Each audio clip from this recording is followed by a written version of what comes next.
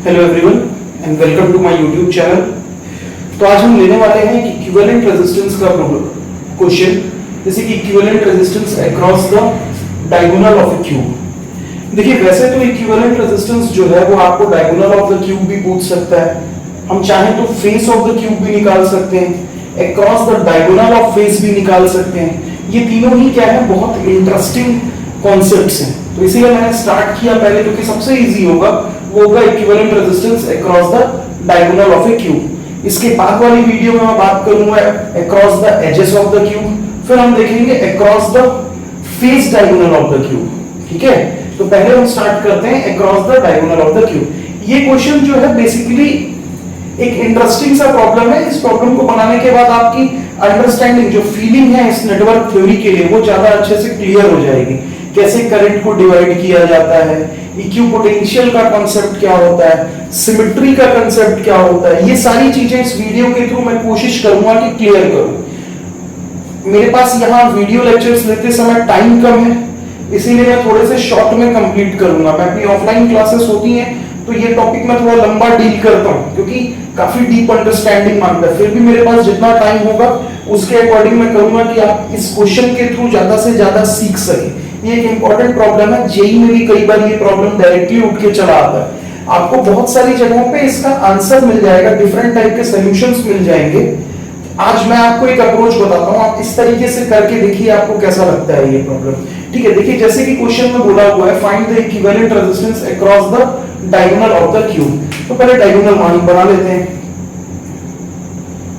Suppose करते हैं कि यहां से एक आई करंट एंटर करता है और डायगोनली इस पॉइंट से वही सेम आई करंट क्या होता है, बाहर चला जाता है। इतना तो हम सभी जानते हैं कि अगर नेटवर्क प्रॉपर्ली ड्रॉ हो तो the amount of current which enters the network should be equal to the amount of current that leaves the network. ये एक रेजिस्टिव नेटवर्क है, इसलिए जितना अमाउंट ऑफ करंट एंटर करना चाहिए उतना ही सेम अमाउंट में करंट क्या करना चाहिए, लीव करना चाहिए। चलिए एक काम करते हैं, हम इसका नेमिंग कर लेते हैं। सपोज करते हैं जहां से करंट एंटर कर रहा है, ये पॉइंट ले लेते हैं ए, ये पॉइंट ले लेते हैं B. Suppose this is C, this is D, this is E, let's take it as F, then this will be G and take it as H. ठीक है, तो सारे पॉइंट्स की नेमिंग करते हैं। ध्यान से देखेंगे क्यूब है ये, तो टोटल कितने आर्म्स होने चाहिए, क्यूब के 12 आर्म्स हैं और सभी पे एक इक्वल रेजिस्टर आर रखा हुआ है। देखिए यहाँ पे जो चीज समझने की है ना, कि आप इसको एक स्केलेटन की तरह समझिए। एक खोखला सा क्यूब है जिसके सारे आर्म्स पे, या एक वायर्ड स्ट्रक्चर है क्यूब के फॉर्म में, जिसके सारे आर्म्स पे जो रेजिस्टेंस रखा हुआ है वो कितना रखा हुआ है, आर रेजिस्टेंस रखा हुआ है।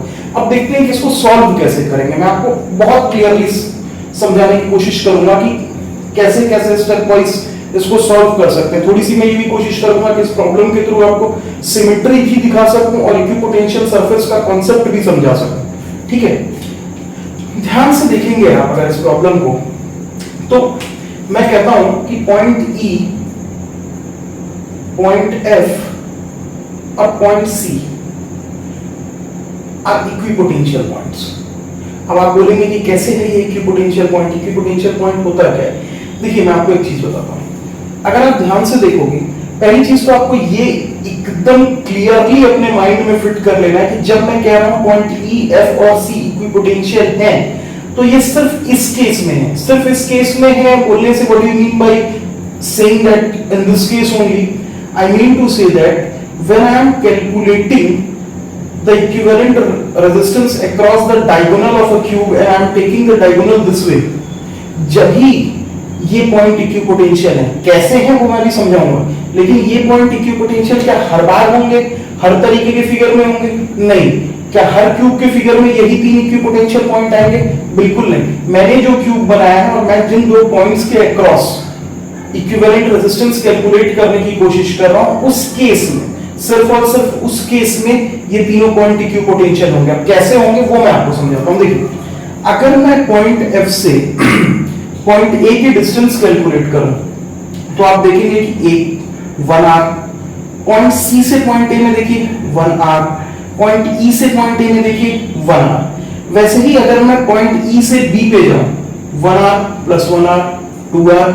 पॉइंट एफ से बी में जाने का कोई भी पाथ आप सेलेक्ट कर सकते हो। अगर मैं इस पाथ से जाता हूं F से H 1 R, H से B 1 R, तो टोटल हो गया 2 R। वैसे ही अगर मैं C से B तक जाऊं तो ये 1 R और ये 1 R, कितना हो गया 2 R। एक बार और ध्यान से देखिएगा, मैं कह रहा हूं E, F और C इक्विपोटेंशियल पॉइंट हैं with respect two point A and point B। तो क्या होना चाहिए, इक्विपोटेंशियल ये तभी हो सकते हैं जब ये तीनों पॉइंट की डिस्टेंस, A से बराबर हो। तो देखिए E से A कितना है 1 R, F से A कितना है 1 R, C से A कितना है 1। अगर ये क्यूब में और प्रॉपर्ली ड्रॉ कर पाता, अगर आप क्यूब का स्ट्रक्चर समझते हैं तो आपको पता होगा कि आर्म्स की जो लेंथ होती है या जो एजेस ऑफ द क्यूब होते हैं वो सारे इक्वल होते हैं। तो F से A आने के लिए भी 1 लेंथ, C से A आने के लिए भी 1 लेंथ, E से A आने के लिए भी 1 लेंथ, मतलब A के रिस्पेक्ट में ये तीनों पॉइंट इक्वली प्लेस्ड हैं। वैसे ही E से B जाने के लिए 2, F से B जाने के लिए यहां से जाएंगे तो भी 2, इस पाथ से जाएंगे तो भी 2, C से B आने के लिए इस पाथ से जाएंगे तो भी 2 और इस पाथ से जाएंगे तो भी 2। तो अगर आप ध्यान से देखेंगे तो आपको ये समझ में आएगा कि E, F और C तीनों पॉइंट कैसे हैं, इक्विपोटेंशियल हैं या सेम डिस्टेंस पे लाई करते हैं पॉइंट A से, और पॉइंट B से भी कंपेयर किया जाए तो पॉइंट B से पॉइंट E, पॉइंट B से पॉइंट F और पॉइंट B से पॉइंट C सेम डिस्टेंस पे लाई करता है। वैसे ही अगर और ध्यान से देखेंगे तो आपको 3 पॉइंट्स और दिखेंगे, पॉइंट H, पॉइंट D और पॉइंट G। जरा ध्यान से देखिए, पॉइंट G जो है वो B से देखिए कितने डिस्टेंस पे 1 R, पॉइंट H B से कितने डिस्टेंस पे 1 R, पॉइंट D B से कितने डिस्टेंस पे 1 R। वैसे ही A से भी देखना पड़ेगा आपको, दोनों तरफ से इक्वल डिस्टेंस होनी चाहिए। H से कितने डिस्टेंस पे A 2 R, D से कितने डिस्टेंस पे A 2 R, D से कितने डिस्टेंस पे इस साइड से हम तो भी 2 R, C से कितने, G से कितने डिस्टेंस पे A 2 R, ऊपर से हम तो भी कितना 2 R। तो मैं जिस भी पाथ से आ रहा हूं G से A, मेरे को कितना मिल रहा है 2 R। वैसे ही D से A कितना मिल रहा है 2 R, H से A कितना मिल रहा है 2 R, G से B कितना मिल रहा है R, D से B कितना मिल रहा है R और H से B कितना मिल रहा है R। तो हर तरफ से ये तीनों पॉइंट की, ये 3 पॉइंट E, F, C और H, D, G, ये क्या बन गए मेरे इक्विपोटेंशियल पॉइंट्स। ठीक है, अब ये हो गई बात है कि इक्विपोटेंशियल पॉइंट्स कैसे होते हैं। अगर कोई 3 पॉइंट या 2 पॉइंट इक्विपोटेंशियल है तो वो दोनों पॉइंट्स के बदले में क्या कर सकता हूं, सिर्फ एक इक्विवेलेंट पॉइंट ड्रॉ कर सकता हूं। वो दोनों ही पॉइंट पे जो पोटेंशियल होगा वो कैसा होगा, सेम होगा। ठीक, तो देखते हैं, सपोज करते हैं जो हमने इनिशियली लिखा था कि यहां से आई करंट एंटर कर रहा है। अगर आई करंट एंटर कर रहा होगा तो देखिए यहां भी आर रेजिस्टेंस, यहां भी आर रेजिस्टेंस और यहां भी आर रेजिस्टेंस, तो आई करंट कितने पार्ट्स में डिवाइड होगा, 3 इक्वल पार्ट्स में। कितना आ जाएगा I/3, ये भी कितना हो जाएगा I/3 और यहां भी कितना हो जाएगा I/3। ठीक है, अब ये I/3 A से निकल के कहां तक जाएगा, पॉइंट C तक। पॉइंट C पे आने के बाद ये I/3 जो पॉइंट C तक आ रहा था वो यहां से कितने पार्ट्स में डिवाइड हो जाएगा, 2 इक्वल पार्ट्स में डिवाइड हो जाएगा। कौन से होंगे वो 2 इक्वल पार्ट्स, यहां हो जाएगा आपका I/6 और ये कितना चला जाएगा I/6। वैसे ही I/3 जो A से जा रहा था F तक, F पे जाने के बाद वो फिर से 2 इक्वल पार्ट्स में डिवाइड हो जाएगा, I/3 इधर और I/3 इधर। सिमिलरली जो करंट I/3 पॉइंट E तक गया वो भी 2 इक्वल पार्ट्स में डिवाइड हो जाएगा। यहां पर कितना I/6 और यहां पर भी कितना जाएगा I/6। अब ध्यान से देखिएगा पॉइंट H पे, पॉइंट H को ध्यान से देखिए। पॉइंट H पे अब कितने करंट आ रहे होंगे, यहां से पॉइंट E से आता हुआ I/6 और F से जाता हुआ एक I/6, तो 2 I/6 और I/6 मिलके कितने हो जाएंगे देखिए यहां पर कितना करंट क्या आया I/3 I/3 I/3 I/3 यहां तक आया, 2 पार्ट्स में डिवाइड हुआ I/6 और I/6। I/3 इस पॉइंट पे आया, 2 पार्ट्स में डिवाइड हुआ किसमें, सॉरी यहां पे गलत लिख दिया था, I/6 और I/6 में। वैसे ही I/3 यहां तक आया, 2 पार्ट्स में डिवाइड हुआ कितना I/6 और I/6 में। अब यहां पर जब आप देख रहे होंगे तो आपको क्लियरली दिख रहा होगा कि I/6 करंट इधर से आ रहा है और I/6 करंट यहां से आ रहा है, तो टोटल करंट यहां कितना जा रहा होगा I/3। वैसे ही जब आप पॉइंट D को देखेंगे तो पॉइंट D में E की तरफ से कितना आ रहा है I/6 और C से कितना आ रहा है I/6, तो इधर भी कितना करंट जा रहा होगा I/3 का। पॉइंट जी पे देखेंगे तो पॉइंट जी पे सी से कितना आ रहा है I/6 और एफ से कितना आ रहा है I/6, तो टोटल करंट इस साइड कितना जा रहा होगा I/3 का। अब जब पॉइंट बी पे देखेंगे तो पॉइंट बी पे 3 करंट आ रहे हैं, एच से कितना आ रहा है I/3, डी से कितना आ रहा है I/3, जी से कितना आ रहा है I/3, तो टोटल करंट कितना जा रहा होगा I। इनपुट करंट कितना था I, आउटपुट करंट कितना हो गया I। इसका मतलब कि जो करंट का डिस्ट्रीब्यूशन है इस नेटवर्क में वो कैसा हुआ है, बहुत प्रॉपर्ली डिस्ट्रीब्यूटेड है। ये फिगर बहुत क्लियरली बना हुआ है और सारे करंट सही से डिस्ट्रीब्यूट हुए हैं। अगर करंट कभी भी गलत डिस्ट्रीब्यूट होगा तो जितना अमाउंट एंटर कर रहा था उतना अमाउंट एग्जिट नहीं करेगा, और नेटवर्क सही हो इसके लिए जितना इनपुट है उतना ही करंट आउटपुट में आना चाहिए, क्योंकि ये एक रेजिस्टिव नेटवर्क है। ठीक है, अब एक काम करते हैं, हम ये जो पार्ट है यहाँ पे केवीएल परफॉर्म कर सकते हैं। इस पार्ट में चाहे तो ये जो बाहर का पार्ट है यहाँ पर मैं एक केवीएल परफॉर्म कर सकता हूँ। केवीएल परफॉर्म करने के लिए क्या करता हूँ, पहले तो मैं एक ऐसा कर लेता हूँ, पॉइंट ए और पॉइंट बी के बीच में एक वोल्टेज सोर्स मान लेता हूँ VAB, मान लेता हूँ यहाँ पे एक वोल्टेज सोर्स है VAB, और यहाँ से करंट जा रहा है IAB, और यही IAB इक्वल्स टू क्या होगा I करंट। ठीक, IAB इक्वल्स टू कितना हो जाएगा I। अब मैं ये बाहर से point A, point C, point G, point B और फिर ये क्लोज्ड नेटवर्क, आपके लिए मैं इसको क्लियरली ड्रॉ भी कर देता हूं कि मैं सोच रहा हूं इस पार्ट में केवीएल अप्लाई कर लेते हैं, देखते जाइए।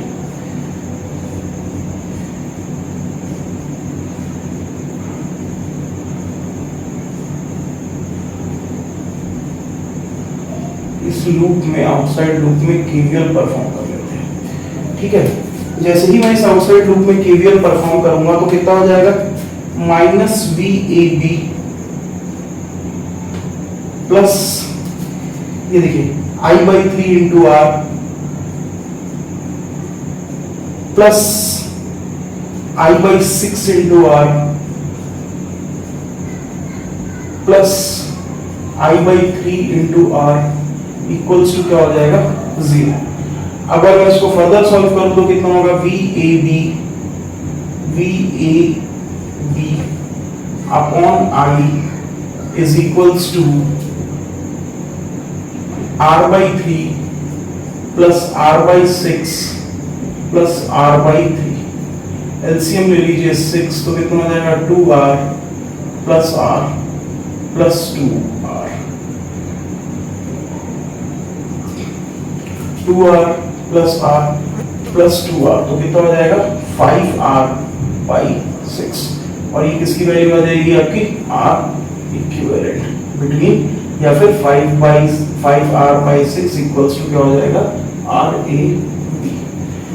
ये तो एक कंसेप्ट हुआ बच्चे, इसको लेकर के इक्विपोटेंशियल सरफेस को मैंने आपको बताया कि इक्विपोटेंशियल सरफेस कैसे मार्क करते हैं, और फिर मैंने एक आउटसाइड लूप में केवीएल लगा करके ये आंसर निकाल दिया।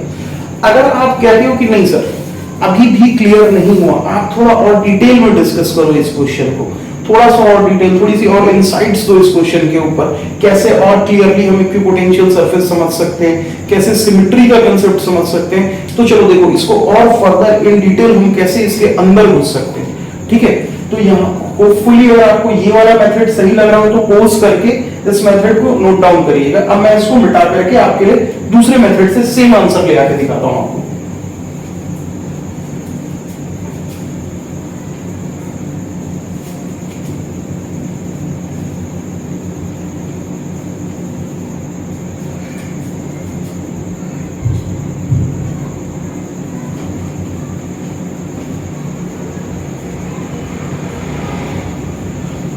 सारे डिस्ट्रैक्शन अवॉइड करके ये टाइम पढ़ने का है, अच्छे से डेडिकेट करके आप लोग पढ़ाई करिए, क्योंकि अपने को बहुत अच्छा सिलेक्शन लेना है।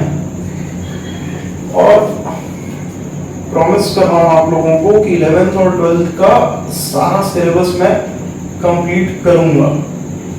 ऑफलाइन क्लासेस के बाद मेरे पास टाइम कम होता है, लेकिन फिर भी प्रॉमिस कर रहा हूं, बोल रहा हूं, इसका मतलब ये है कि श्योरली ही मैं ये सब कंप्लीट करूंगा। चैप्टर 3 मैंने रैंडमली इसलिए उठा लिया क्योंकि आज मैं अपनी ऑफलाइन क्लास में ये क्वेश्चन डिस्कस कर रहा था, तो मेरे को लगा कि आप लोगों के लिए भी एक डिटेल्ड वीडियो बना देनी चाहिए। देखिए ध्यान से, ये पॉइंट ए था, वही वाला अपना इनिशियल पॉइंट जहां से करंट आई एंटर कर रहा था। देखते हैं, मान लेते हैं ये है पॉइंट ए, ध्यान से ये है पॉइंट ए। अब आप इस फिगर में देखोगे तो पॉइंट ए से 3 जगह करंट जा रहा है। कहां पे? ए से सी, ए से एफ और ए से ई, मतलब 3 ब्रांचेस है पॉइंट ए के।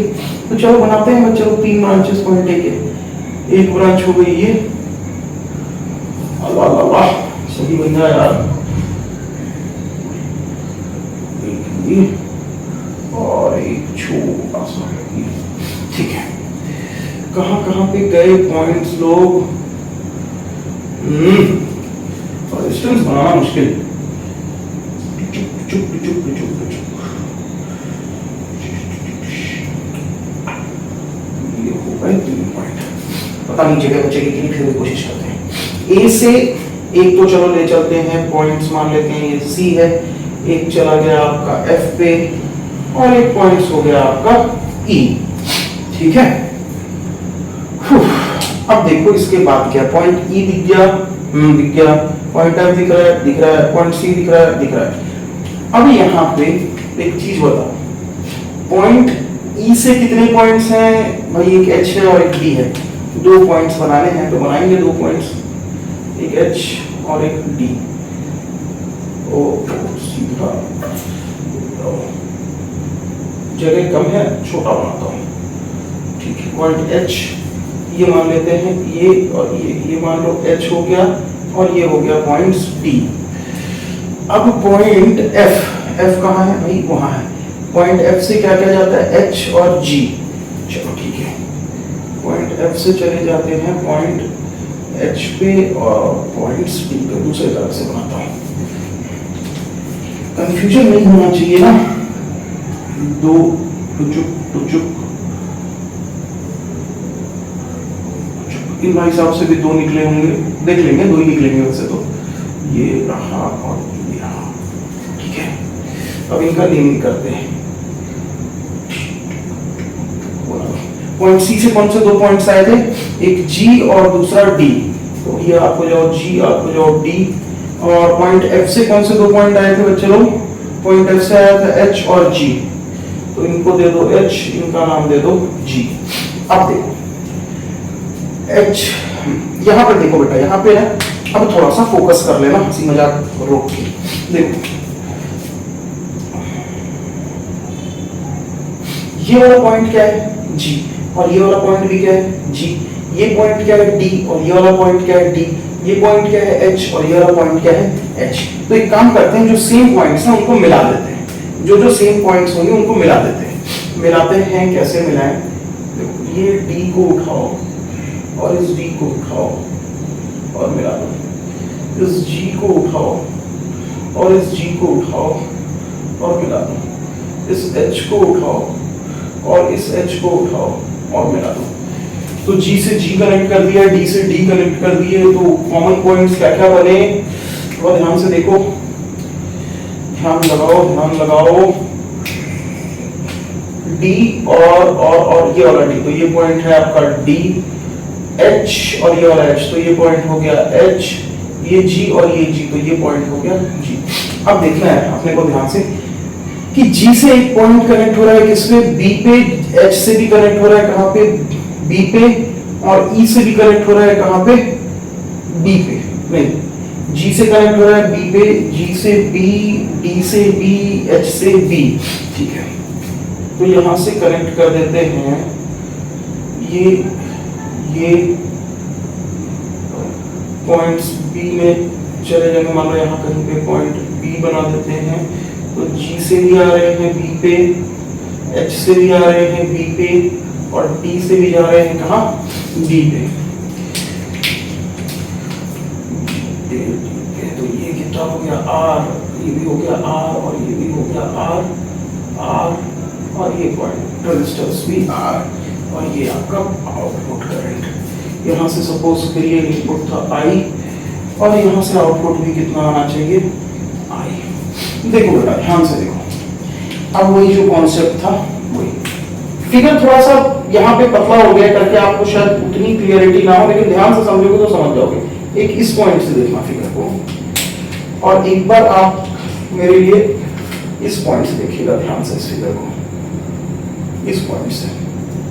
अब देखिए वही जो मैं कह रहा था, E से A R टाइम्स, F से A R टाइम्स, C से A R टाइम्स, C से B R plus R, C से B इस बात से R प्लस R, F से B R plus R, F से B R plus R, E से B R plus R, E से B R प्लस R। इसका मतलब ये फिगर आपको इधर से देखेंगे तो इस पॉइंट के अक्रॉस ये डिस्टेंस इक्वल है, और यहाँ की सारी डिस्टेंस ये तीनों पॉइंट से A की एक फिक्स डिस्टेंस है R R और R, और यही तीनों पॉइंट से B की एक फिक्स डिस्टेंस है 2R। वैसे ही यहां से देखोगे ये वाली लाइन से तो ये G H और D से B की फिक्स डिस्टेंस है R R R, और A की फिक्स डिस्टेंस है 2R 2R और 2R। इसीलिए ये तीनों पॉइंट हमारे जो C, D, C, F, E, ये क्या बन जाएंगे? ये तीनों पॉइंट हमारे क्या हो जाएंगे? Equipotential point. वैसे ही G, H, D, ये तीनों पॉइंट हमारे क्या बन जाएंगे बच्चे? इक्विपोटेंशियल पॉइंट्स बन जाएंगे। इक्विपोटेंशियल पॉइंट्स मतलब मैंने पहले ही आपको बोला था कि इक्विपोटेंशियल मतलब ये तीनों का पोटेंशियल क्या है? सेम है। आपको अगर लग रहा होगा कि क्या इक्विपोटेंशियल बोल रहे हो सर, कैसे पोटेंशियल सेम होगा, तो ध्यान से देखो पोटेंशियल क्यों सेम होगा। यहां से I करंट आया, ये R और ये R, I करंट तीन इक्वल पार्ट्स में डिवाइड हुआ। यहाँ पे क्या होगा आपका I/3 करंट, यहाँ पे क्या होगा I/3 करंट, और यहाँ पे भी क्या होगा कितना I/3 करंट। अगर मैं बात करूं कि इसके अक्रॉस कितना ड्रॉप हुआ होगा, तो ड्रॉप क्या होता है? V equals to IR। I कितना है? I/3 और R तो R है, तो इसके अक्रॉस ड्रॉप कितना हुआ होगा? R/3 का। सिमिलरली अगर यहाँ पे देखोगे तो करंट I/3 और R, तो यहाँ पे भी ड्रॉप कितना हो रहा होगा? R/3 का। वैसे ही यहाँ पे भी देखोगे तो ड्रॉप कितना हो रहा होगा? R/3 का। बेटा अगर R/3 का ड्रॉप हो रहा है तो यहाँ जो पोटेंशियल मिलेगा, यहाँ जो पोटेंशियल मिलेगा और यहाँ जो पोटेंशियल मिलेगा, वो तीनों सेम मिलेगा कि नहीं मिलेगा? मिलेगा। सिमिलरली इसके बाद जो करंट डिवाइड हो रहा है वो I/6 में डिवाइड होगा, और वो 2R के थ्रू जाएगा, तो जितना इस पाथ में ड्रॉप होगा उतना ही इस पाथ में ड्रॉप होगा, उतना ही इस पाथ में ड्रॉप होगा, उतना ही इस पाथ में ड्रॉप होगा। तो हर पाथ में सेम ड्रॉप हो रहा है, तो पॉइंट D, H और G तक आते आते जो ड्रॉप होंगे ये तीनों पॉइंट पे, वो कैसे होंगे? इक्वल होंगे। इसीलिए ये पॉइंट कैसे हो गए? इक्विपोटेंशियल पॉइंट हो गए। अब जब ये इक्विपोटेंशियल पॉइंट है तो मैं इनको अलग अलग क्यों बनाऊं? क्यों ना मैं इनको रिप्लेस कर दूं एक पॉइंट से। तो चलो रिप्लेस कर देते हैं। तो कैसे रिप्लेस होगा? ये वाला पॉइंट था हमारा पॉइंट A, इसके बाद ये हमारा कॉमन पॉइंट होगा कौन सा? C, F और E का। फिर उसके बाद ये हमारा कॉमन पॉइंट होगा कौन सा?